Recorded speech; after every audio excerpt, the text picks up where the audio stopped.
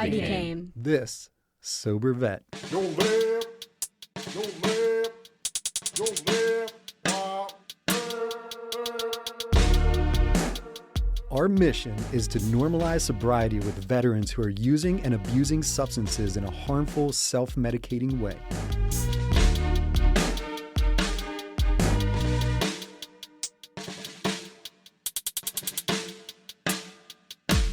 All right, welcome world. We are back. This Sober Vet, episode 13. I am joined by the therapist that does not accept cash, Dr. Teresa Thomas.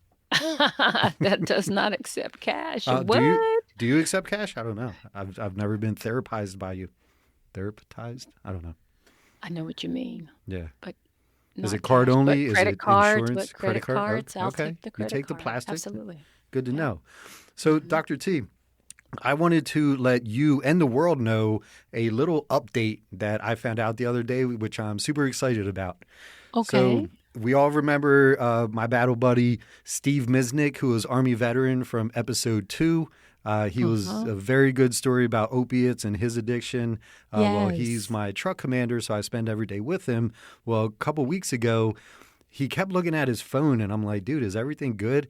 And he's like, remember that girl I was telling you about, Megan, like the one that got away? He's like, I just got a message from her on Facebook, but there's no picture. He's like, so I don't know if this is spam. I'm not going to answer it. I'm like, just answer it. He's like, no, she has no friends. Like, this is kind of sus. So she, I guess, could see that he read it because you could see that little blue check or whatever.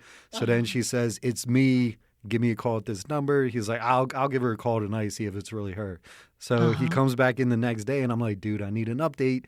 And he's like, dude, that was her. He was like, we talked for a couple hours, and she had an Android forever, and then she just bought a new iPhone. And I guess when she was looking at the Apple podcast thing, our podcast, This Sober Vet, came up as one of the new podcasts, and she saw Steve Misnick's name, and she's like, that can't be my Steve. So she clicked on the episode, and as soon as she heard his voice, she was like, holy crap, that's my Steve. So yeah, she listened to it, found out he's clean and sober and thriving, reached out to him. They met up for lunch. Like, so look at us making connections, dude. How cool is that? I love that. It's so kind of like the love connection. I know, right? It's pretty wild. So, but yeah, I wanted to let everybody know because that's just super exciting for me. It's good stuff. That's great. That's great to hear. So speaking of excited, I'm very pumped about today's guest. We have another Army veteran. His name is Bryan Dunn joining us today. Good afternoon, Bryan. How are you? Good afternoon. I'm very well. Thank you. Thanks for having me here. Yeah, absolutely. It's a pleasure. So if you don't mind, just kind of starting from the beginning, telling us why you chose the Army, what kind of got you to join, and what you did in the Army. Oh, wow. Yeah. So the answer I usually give for that is it's a lot about my father. My father did not serve. He was in ROTC back when everyone had to be in ROTC. It's LaSalle. It was compulsory. But ended up getting a different scholarship through the government, back in the day, but did not go active duty. But we watched a lot of historical movies, a lot of World War II, standard, So I always blame John Wayne and my dad, kind of as a very young boy, kind of growing up, and that sort of inspired me for some reason. It seemed like an amazing thing. And I was very sensitized to service, through the Boy Scouts. I was a lifeguard as a child and ended up teaching a young boy how to swim. I was probably 15, and his father came up, hey, thanks, Bryan, for, helping this. He's doing a great job. What do you want to do when you grow up? And I'm like, I have no idea, really. He's like, have you ever thought about going to West Point? And I was like, West Point? What's West Point? And he's like, well, he happened to be the military liaison officer and a neighbor of mine. Oh, wow. And it's like, well, this is what West Point is, and I am this role, and I can help kind of describe this to you and get you some information, And so, funny enough, kind of a packet showed up at my house a couple days later in the mail, and just got introduced to it that way as a freshman in high school. And it became a goal of mine as I researched more about it, and very much got interested in the service. And not, at first it was not the Army specifically. It was, I was open to all the branches, but as I got to learn more about it, funny stories, I knew I wanted to be a pilot. Okay. And I have always struggled with math. right? Like I have Mm. taken more. I have an engineering degree. I have passed the fundamentals of engineering for the state of New York. Like I've done all the maths, man, all the maths, All the mess. and it's Wow. hard. Maths, Yes. maths is hard. But as Yes. a 17-year-old thinking I want to go in the military and I want to be a pilot, um, a funny thing that most people don't realize is there are more Army pilots than there are Air Force pilots. Really Get There are more out. Army pilots than there are Air Force and Navy pilots. interesting. There's a lot of Army pilots. So I you have didn't a know that. absolutely. The Army owns the most number of planes or aircraft, Wow. helicopters. A Okay. lot of Black Hawks flying in the world. And so the funny thing is there's a higher probability of going to become a pilot in the Army. And also my little 17-year-old brain thought, well, the Air Force, I thought they make a lot of astronauts. And astronauts must be the smartest of all of us, right? Right. And so I'm not going to go in the Air Force because they must do a lot of maths. And so I'm not going to do that. So I went West Point instead, and Nice. it turns out I have all of the same courses. Oh, get out. And it was Get like there was out. no getting out of maths at West Point. Like no, I was Wow. again the 17-year-old uninformed Bryan didn't do that. And then and to my great pride, not my pride, but our class's pride, my West Point class has 2 Army aviators that have become astronauts. Amazing. Wow. Outstanding. Frank Rubio, one of the 2, he holds the record for the longest American in space. So What? he is. So my classmate Frank Rubio, yeah, Outstanding. Very cool. Yes. Go Army. well over a year. Go Army astronauts, yeah. So Wow. And what year did you graduate West Point? When was this? I'm a year group 1998. 98. Okay. Okay. Nice. It's been a minute. Nice. Yeah. So my class is beginning to pin on 1 star. We've got a handful of general officers, Wow. which blows my mind. Right. That I'm that old. We are Yep. that old. Yeah. Yep. But, Time just keeps on moving. I Yep. look it, but you go online and LinkedIn and you see all the folks that are still in there, and they look, steely-eyed, Mm, flat-bellied, barrel-chested killers. yeah. The rest of us Absolutely. have gotten old and grown gray beards. Nice. So then what'd you do after you graduated?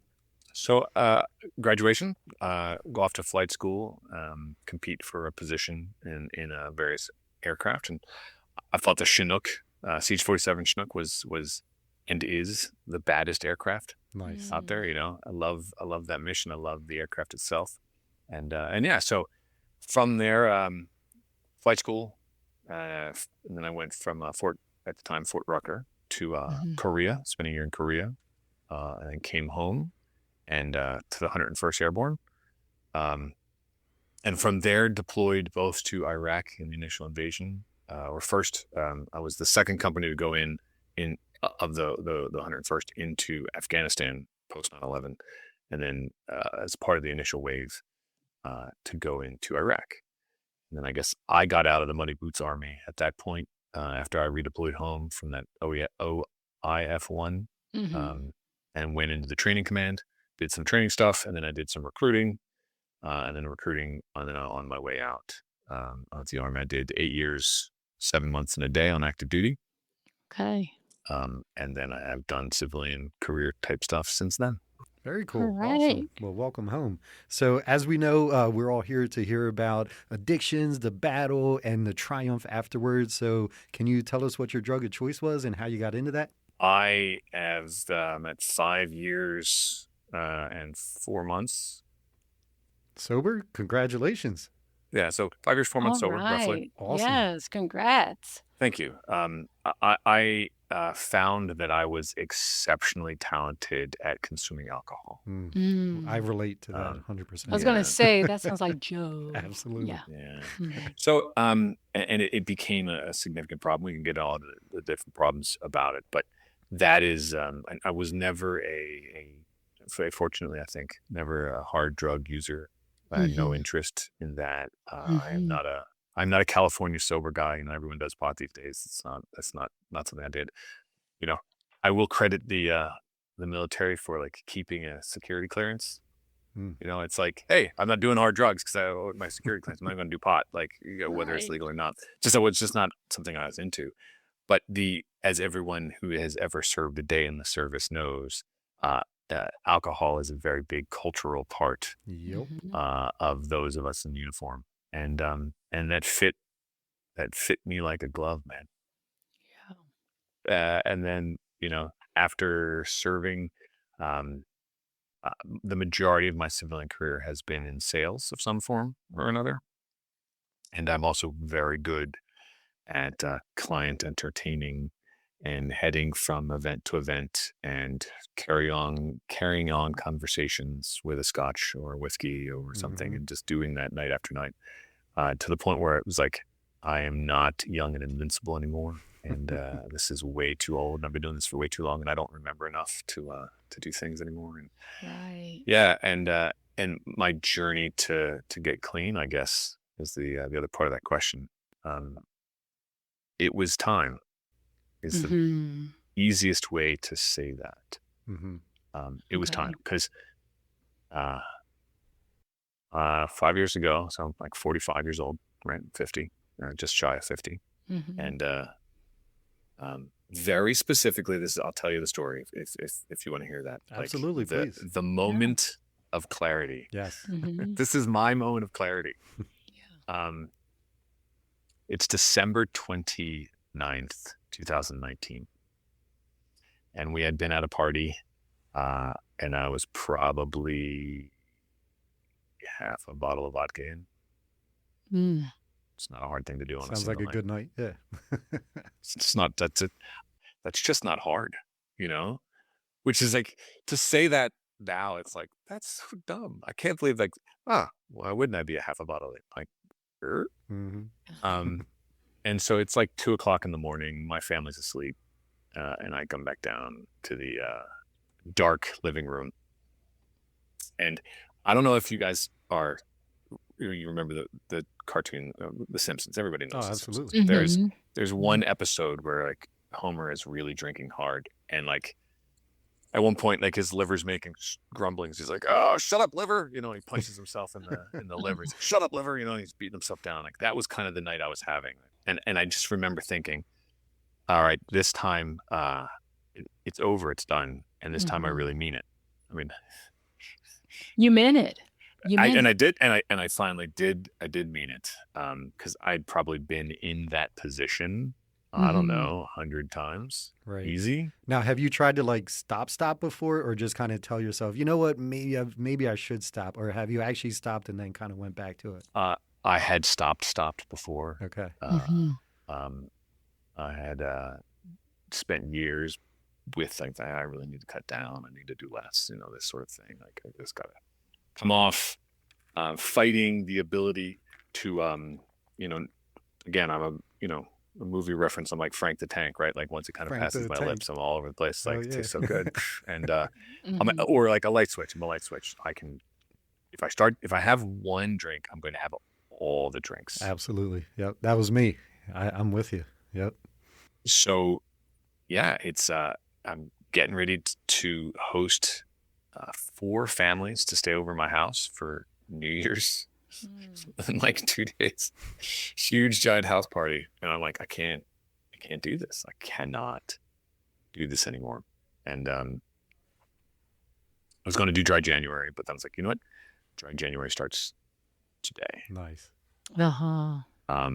And I had been reading Alan Carr's The Easy Way. So Alan Carr is the author, and he wrote a book about how to quit smoking. And it's called The Easy Way to Quit Smoking. And then he writes it about drinking. And through it, he goes through a series of steps and just trying to reframe it's really about reframing how you see the substance. And I've given away a couple of these copies of the books. And I should get a couple more because I like to have them around so we can just meet somebody that can say, hey, for what it's worth, this helped me. And I think the reframe, as I was reading this book and I was ready for it, was that I had always attempted really 2 things, to muscle through from a discipline standpoint of, I am going to deny myself, and through this like sacrifice, I'm going to deny myself this drink that I really want. Mhm. And the switch, I think, inspired by the book and inspired by just by kind of like thinking about it, is I was like, no, this drink actually doesn't do anything for you. It's not the drink. There's a feeling you're trying to find. There's something else, right? But it's not the booze. And so what I wanted this kind of feeling of the transition. I wanted a feeling of, I knew that I wanted to go from what I felt like at 5 o'clock, but I wanted to be able to choose what I really wanted to feel like at 7 o'clock in the evening. So like Okay. 5 o'clock, crack a beer, crack a drink, I pour a drink, I had a thing, okay, hallelujah. But 7 o'clock, that's 2 hours, and my wife, in 2 hours would have had a drink and a half. And I'd have had a lot. Right. Yeah. I'd have had like, I don't know, I'd have had as many as I could have, like it'd have been like, I'm not measuring, but like I measure by the size of the glass. Like that's like 3 fingers and 3 fingers. That's easy. That's 2 hours. That's an hour thing. No problem. And what I wanted to feel at 7 o'clock was very, very different than what I knew that I was going to feel. Okay. Because like you can start drinking, but only time gets rid of it. Right. Like there's a cliff, like not drinking, that's easy. It's great. But then that long, slow come off of the bottle happens, and like, no, man, I can't have that in my life anymore. And so knowing that if I was going to start drinking and in 2 hours I wanted to be sober, I could only have one drink. And I just knew from my previous experience, like that was never going to happen. Right. Ever. Okay. So I framed every day I am not choosing not to drink. I am choosing what I want to feel like at 7 p.m. I like that. Okay. And what I want to feel like at 7 p.m. is way more important than what I'm trying to avoid feeling like at 5 p.m. Okay. Good. Very And nice. it was kind of like that, and I held on to that. The psychological part of it. Yep. Yeah. And it's like, no, I want 7 p.m., not 5 p.m. Nice. Yeah. And I was very fortunate. I think I was very fortunate that there was a huge party and I was hosting that party for a couple of days because it gave me a lot of distraction where I was tending to the needs of others for 2 days. Okay. Cooking, like tons of foods. I'm the chef in our house, right? So cooking tons of food and making sure everybody's having a good time and the music's on, and the fire's going, and whatever, like refreshing the bathrooms, just be playing hostess with the mostess, right? Because like I needed to distract myself, Right. and everyone's got some drinks, and I'm just drinking something that looks like a cocktail, but it's not. Okay. Yeah. And like, hey, what are you drinking? Oh, it's this little ginger thing that I made, and I would just kind of leave off the fact that it wasn't alcoholic, but it was like a homemade ginger syrup that other people were having and putting whiskey in, but I was just having it virgin. Nice. Okay. And so 2 days goes through. Okay, now I'm on dry January. Great. Now it's socially really easy to just say, hey, all of my social networks, all of my peers, all of my friends, all of my entire life literally revolves around activities that allow me to go find some alcohol and have lots of it. Yep. It's easy to do. Yep. It is, that's a whole other thing. Mhm. Probably easy to do. But dry January is great. And I encourage everyone who hasn't tried it to try it because, it's a thing and it's very socially acceptable and it's easy. There's no like, you as a drinker who is suddenly a non-drinker will feel the social stigma more than anybody else around you will feel it. Right. It's like, hey, I feel, oh my God, now, no, but you say, hey, no, man, I'm good. It's dry January. I'm just drinking water. Everyone's like, oh, okay, good. You're good. Whatever. And then it rolled into Lent. And I was like, I gave it up for Lent. I gave it up for Lent. And everyone's like, oh, okay, I'm not going to ask you about it because you gave it up for Lent. And by the time dry January was over and then Lent was over, I had, hit 90 days or so. And I'm like, I'm a little stronger now. And I'm just going to say, look, I'm not drinking. I'm done. Nice. And I've done this, and you can see it's successful. And yes, I understand family and friends. Like I've done this before, but this time I mean it. And oh, by the way, the world shut down. Oh gosh. Yes. And it was 2020. And so now I'm at home and thank God, this is like one of the greatest graces of my life is that I was locked at home over 2020 and I didn't have to socialize. Nice. Because I could be grumpy I wanted to be grumpy. Yep. Like, be Yeah. stuck at home, and I wasn't drinking, and it was like what it was. And my wife, God bless her, but I didn't have to go and just always be in front of everybody, Mm-hmm. right? Mm-hmm. And because I'm an incredibly social person, and it gave me a lot of space to just kind of get myself settled. Nice. And Okay. then and so time moves past, and over time, there's a year. Extended family is a wine family. They are very much. It's still a very big part of the culture of that family, my wife's family. But I have been greatly supported in my choices. Once they kind of knew I wasn't doing it anymore, Mm-hmm. and at that point I was like, "You guys do you." Like the last time I went through this, I asked everybody to stop drinking around me and all that stuff. And actually, it was harder Wow. because then I'm just surrounded by a bunch of grumpy people who want to have their glass of wine. Yeah. And they're letting you Uh-huh. know one way or another, right? Now it's like, look, I will have my seltzer. I will have a thing, whatever. You guys do you. Now, when I disappear and I get really annoyed at the 7th time you've said the same thing because you think it's really funny, Right. and it's like 3rd, 4th bottle of wine, and I'm like, I had no time or patience for you, so I'm just going to take a walk. Nice. Your exit strategy. Yep. And then disappear. I just always had an exit strategy, and it's fine. Like we'd have big family dinners, and but it's 5 years now, and it's a little embarrassing. My father-in-law will still come up and be like, we arrive and he's passing out the wine to everybody, and he makes a big deal about, is there something he can get me? I'm like, High quality H2O. That's all I need. yeah, Yeah. Nice. I'll take care of it, but I appreciate you thinking about me. I really Right. do, Right. J-Dog is your local veteran-owned and operated junk removal company. We do everything from a single item pickup to a full estate cleanout. We also do small demo, sheds, playgrounds, jacuzzis. Our pricing is based on volume. Estimates are always free. We also do our best to keep items out of the landfill. We have a warehouse in Willow Street where we take repurposed items.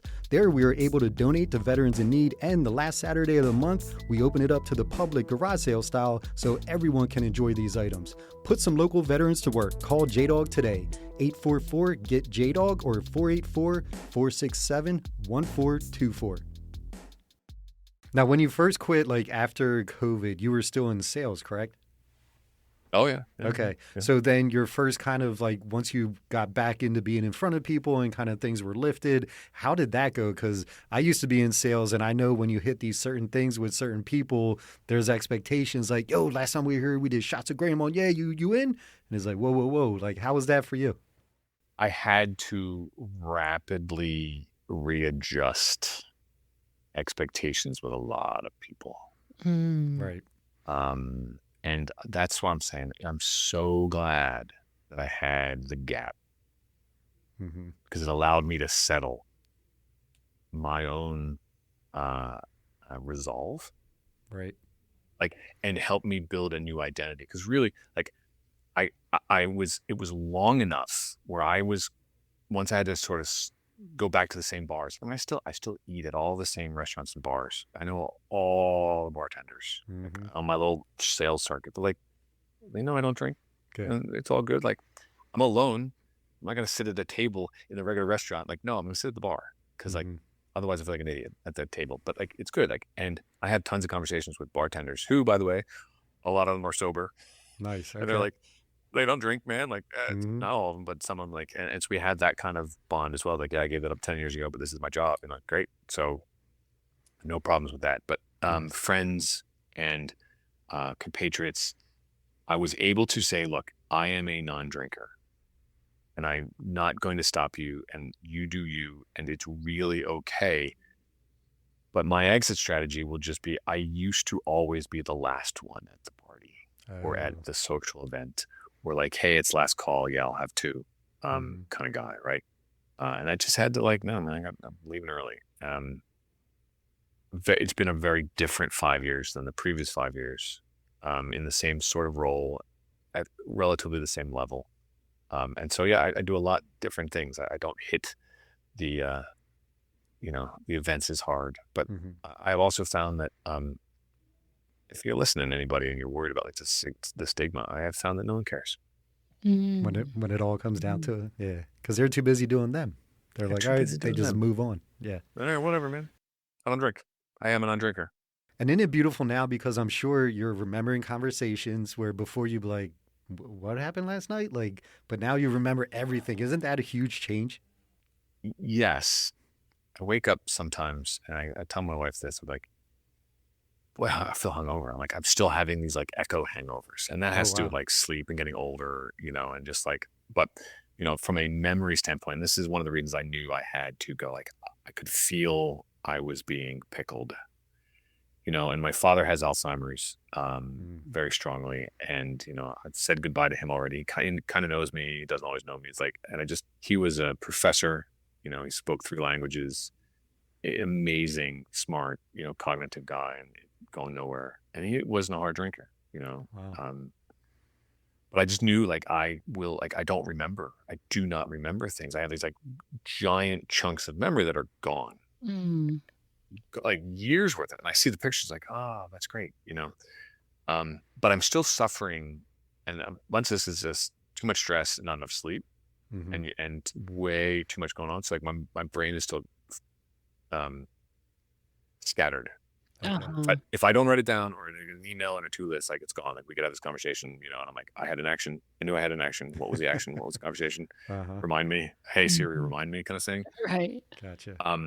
But I have what I really appreciate is like, yes, I do obviously remember more, but what I appreciate so much more 5 years sober than it did ever is I have reached a point where I'm getting much more comfortable just speaking what I want to say versus like being able, like, oh, I've got to be drunk to be funny, or Right. um, I'm going to say something outrageous. Like, no, but I'm just going to say outrageous things. Like, I'm going to say it. It's okay. Right. Yeah. It's just I'm me. just I'm gonna do stone me. cold sober, and I'm telling you that. Like, I'm going to say this out loud and make a joke, Nice. or I'm going to look at you and I'm going to tell you I love you. Mm-hmm. I Mhm. love you, and you mean a lot to me. And it's not just like drunk guy, I love you. I love you, It's man. no, Yeah, like I it's not that. really do. Like I can express an emotion. I can express Yeah. regret, or I can respect, whatever it is, whatever I can express to you. I know it's coming from a place that I have felt Mm-hmm. very deeply and very accurately. Like I'm 5 years sober. There's nothing clouding my memory or judgment. If I'm saying it to you, I mean it. So I can really mean what I say versus kind of like, oh man, forget about that. That's just pillow talk. Like I was in the bottle or whatever. In regards to your support system, what does that look like for you, and what did it look like for you then? Sure. And this is where I'm going to give a shout out to my brothers. So I'm in the middle of 3 boys. My older brother, Michael, has been sober now for probably I think it's 10 or 11 years. Nice. Okay. And my younger brother, David, is like 75 days. Okay. Okay. So last time I saw him, we were moving my mom into an apartment, and he flipped me the AA, 60-day coin kind of thing. My Okay. brother, that's fantastic. Awesome. So Yes. the 3 of us have sort of moved, led by my older brother, in a direction. We are very similar. We're all the same height. We look a lot the same. We act a lot the same. And it's funny. Like, it wasn't my fault. My father did not have a problem with alcohol, nor does my mother. But Mhm. like my father's father, and my Okay. father's aunts, and Gotcha. so some of the other on my mother's side, like it's in the family, a bunch of Irish Catholics, Irish on one side, Italian on the other side, but we're all Catholic. So it's booze is heavy, and there's a lot. And so my brother kind of took that leap first, we were kind of struggling, and we talked a little bit about it, and he knew I was struggling.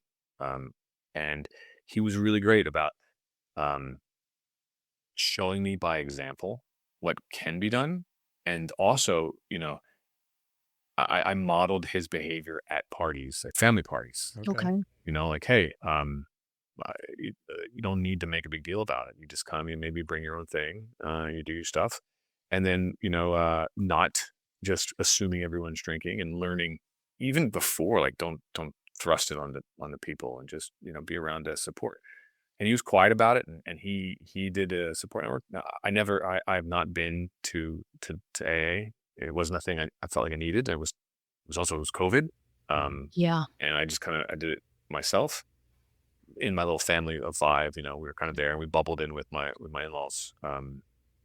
Once I understood all I had to do was make that choice about what I want to feel like at 7, that was my why, so to speak. Mm-hmm. Mhm. And I love that. That's a great why. Yeah.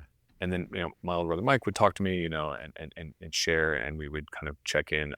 Friends of mine, James, other people in my life would just, it was okay. And then we got last, my spouse was very, very supportive of that.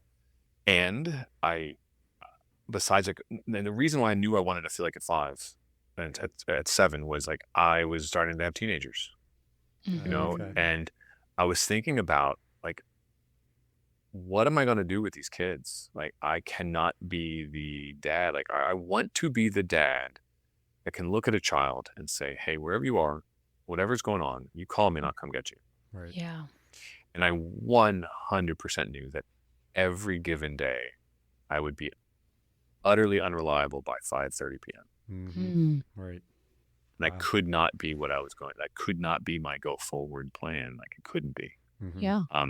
I was making dumber and dumber decisions. I was drinking to excess, and my mornings sucked, and like my afternoons, were just like, by the time I got over the hangover, like, and I wasn't young and super in shape anymore. And it's just like, there was nothing, it was in no good direction. Right. Mm. Yep. But that's just internal. And I can go and destroy myself. That's fine. Like, that's you. It was greatly affecting the people I care about most. And Yeah. I knew that was important, more important than the fact that I didn't want to feel certain emotions, and I didn't want to be distracted, and I didn't want to just sort of like fall into a shield of I'm drunk. Mhm. It's not always been easy. The hard part actually now is not like, I am a non-drinker. I don't want to drink. But learning how to enjoy everything again, because for 20 plus years, it was like enjoyment equaled, oh, I'm having this new cocktail at this new place. Mm-hmm. Oh, Mhm. I'm having, the backyard barbecue. I'm going on a trip and I'm going to visit the winery or the vineyard or whatever. Like, I have to redefine that. And I can't use the crutch of alcohol to like crack them a beer and detach from previous. Like, I have to find new ways of saying, all right, I'm leaving work and I'm going home. And instead of it being, crack a beer or pour a large glass of something strong, what am I going to do? Thank God for seltzer water. I still kind of ritualize some of my, I would cook. I'm the chef, and I would pour a very large drink, and I would open all my cupboards, and I'd look around like, all right, what can I cook tonight? I'm just gonna make this up. Like, I cannot follow a recipe. But, I'd swirl my drink. By the time I finished my first drink, I had to come up with a plan of what I'm going to do. So, like, there's no reason I can't still do that Right. Mhm. with a seltzer water Mhm. or, athletic. It's been long enough now. Like, I enjoy an athletic, it's fine. I'll have fake beers if you want. They're really tasty, especially after mowing the lawn. Better than just drinking water. But, Right. Mhm. I'm at peace with it. But I still don't know how to be as gleeful, or there's not as much mirth in my family as there was before the booze, Mm-hmm. because I'm far more serious and I'm far more grumpy because I don't let go of the stresses of the day as easily as I used to could. Yeah, I could definitely relate to that. Yeah. So you seem to take a very intellectual approach to quitting alcohol, which I commend because that's amazing.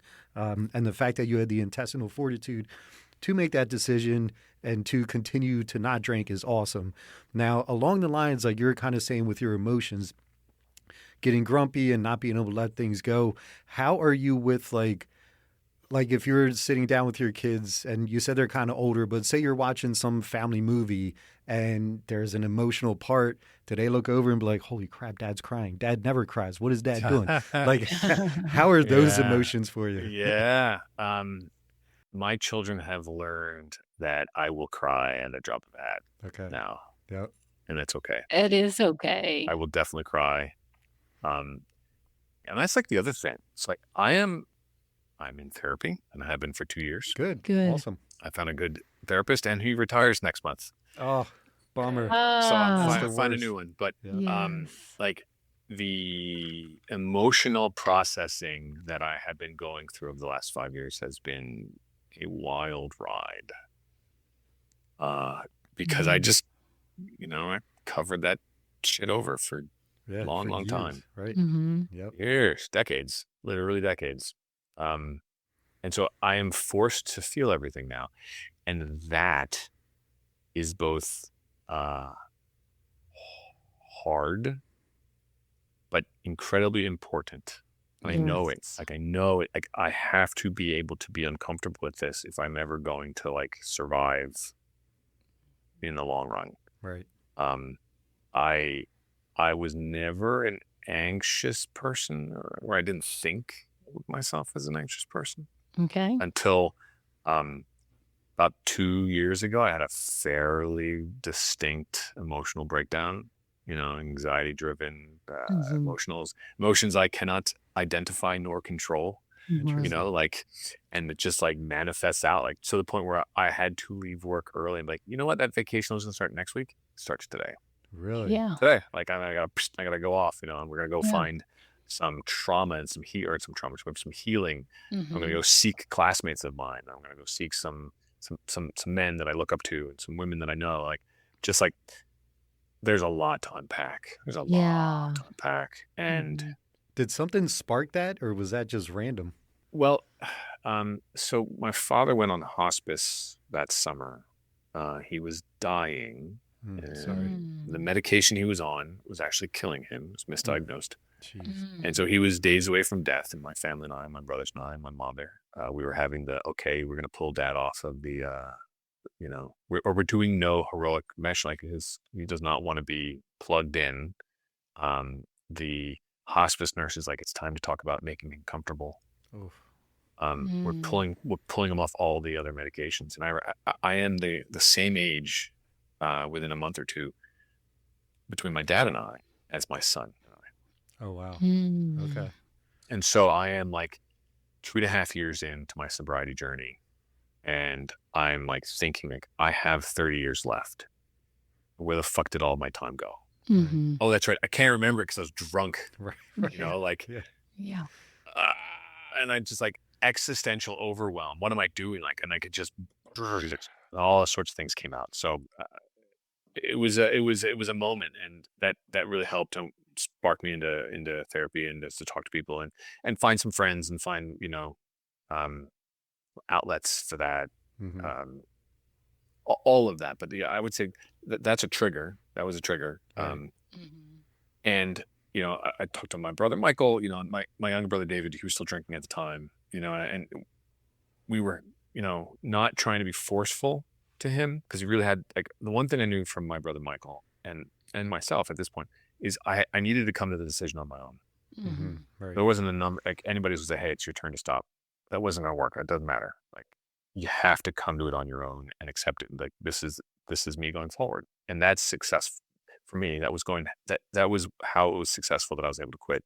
I mean, cold turkey, very intellectually wise, and get through it. But that was a hard time, and I'm still unwinding in so many ways. And Yeah. there's a lot of people out there who know me for the drinking me, and they don't necessarily know me for the not drinking me.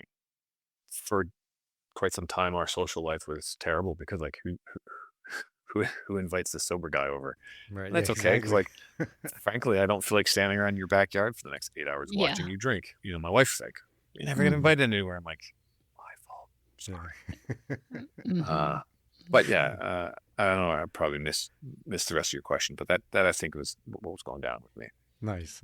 No, I could totally relate, dude. And I must say, I know that I would have been buddies with you while you're drinking, and I could totally tell I would definitely be buddies with you while you're sober, because you just have that same salesman mentality, veteran aspect, intelligent look.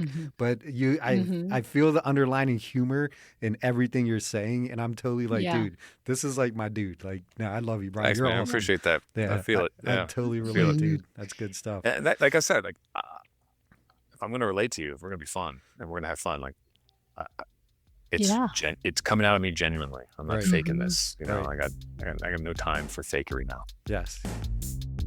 Are you or do you know a veteran who is struggling with substance abuse that could use some motivation? Have them tune in. Look, they won't change until they're ready to, but if we could cause a crack in the dam, it doesn't hurt to listen.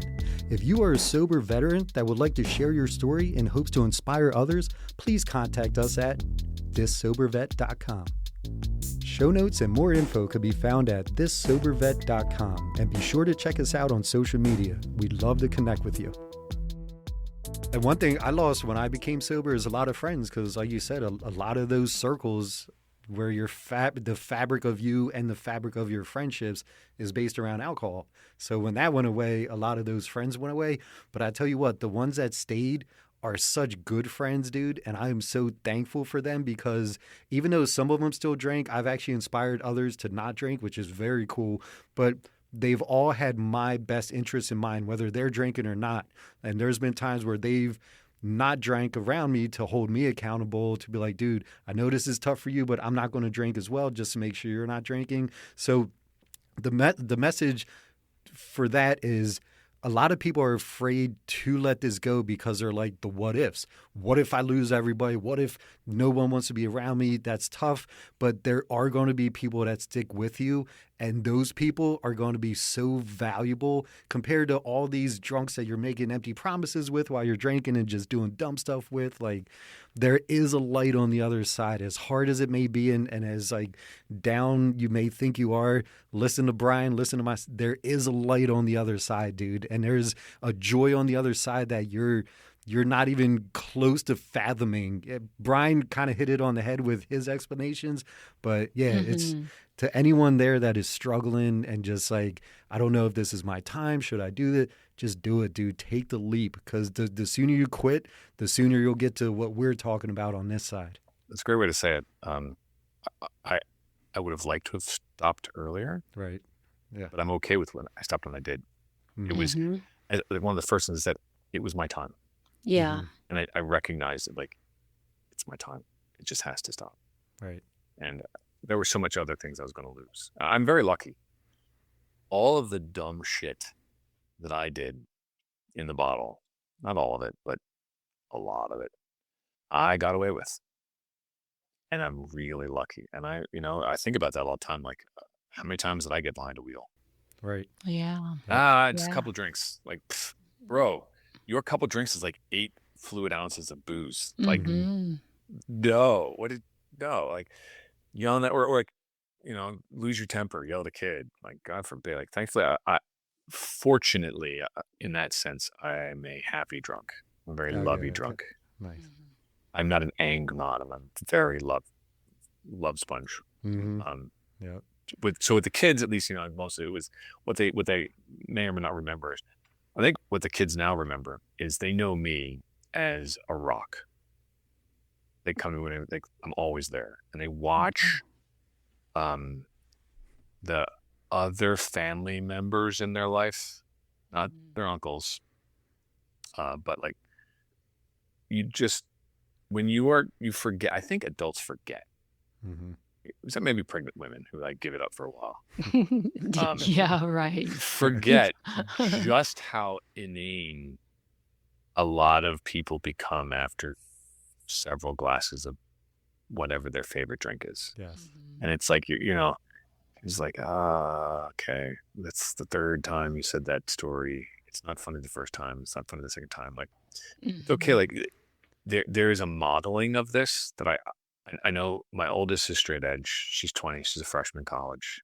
She is struggling a little bit about that with, like, she and I talk a lot about being straight edge. And she's an athlete. She's elected not to be a drinker. The middle one, he's 17, almost 18.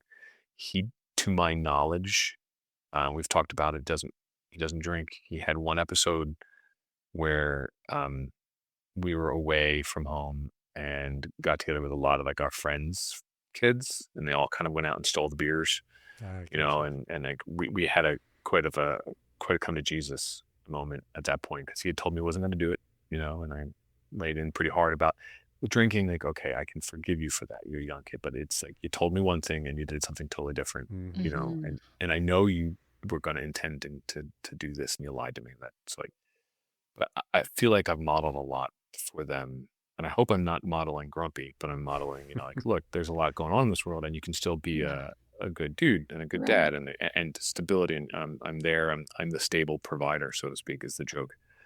Um, and I see them making choices, and I hope that they find ways. And look, if they didn't get the gene, I call it a gene. Maybe it's not. I don't know. But if they didn't get Mhm.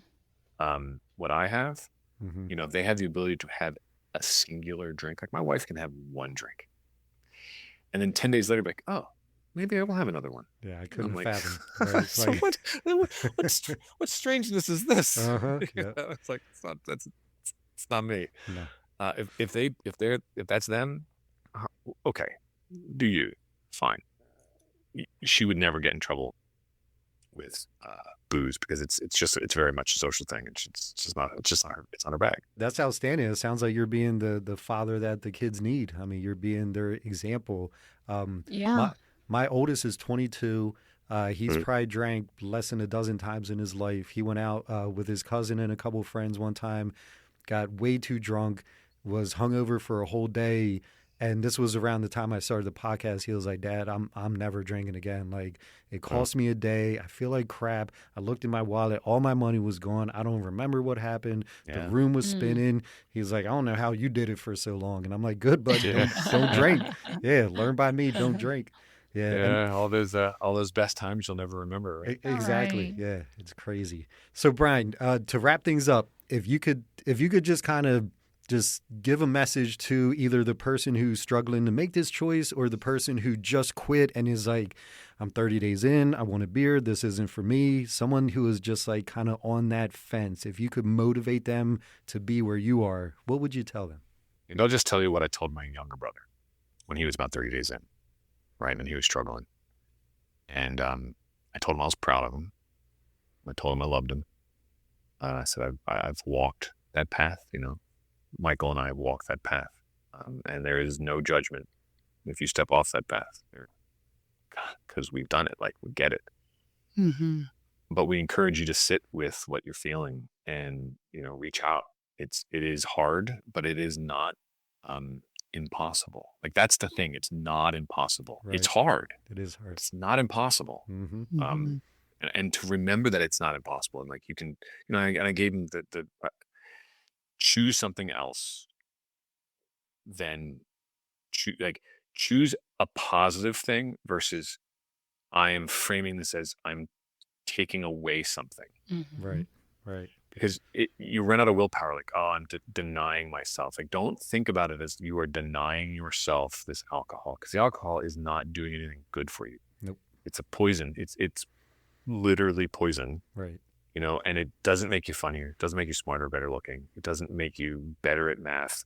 The maths. The math. It doesn't make you whatever. Choose something that says, this is what I'm looking at a positive. I'm choosing the next time. Nice. Yep. Yep. If you get to 5 o'clock and you want that drink, be like, I am choosing what I'm going to feel like at 7 o'clock. Right. And because that is a consistent and a much better thing to do than be Mhm. like, okay, today I'm going to give it up. Like, it's not impossible. It's hard. It's okay. It's okay that it's hard, because it's okay. Anything And we can worth do it. hard things. And we Yeah. can do hard things. We We have can. Yeah. spent our whole life doing hard things, and you can do Yep. your hard things, do it sober. Yeah. Don't numb it. Like, Yeah. sobriety is, I mean, we're raw dog in life. Hell yeah, we are balls deep. It's like, man, I did 2020 sober. You Yeah. kidding me? Like, everyone else just got drunk for an entire year. I'm like, I felt every bit of that. My name is Bryan Dunn, and that's how I became this sober vet.